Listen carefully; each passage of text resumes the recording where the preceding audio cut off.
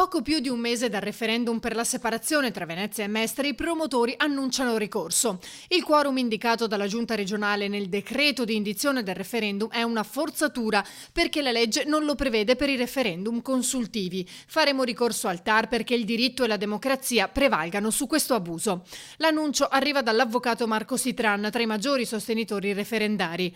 Un referendum consultivo, scrive, non necessita del quorum. Il combinato disposto dall'articolo 27 dello Statuto della Regione Veneto e delle leggi regionali 1 del 73, 95 del 92 consente di affermare senza timore di smentita, si legge, che il raggiungimento del quorum ha come unico effetto quello di obbligare il Consiglio regionale a una delibera in merito entro 90 giorni della proclamazione dei risultati.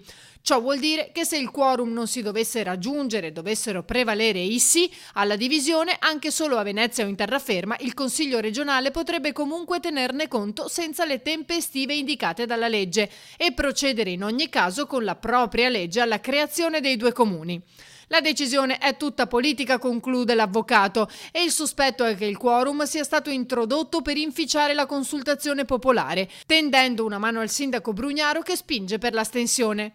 E tra i contrari anche il presidente di Confindustria Venezia.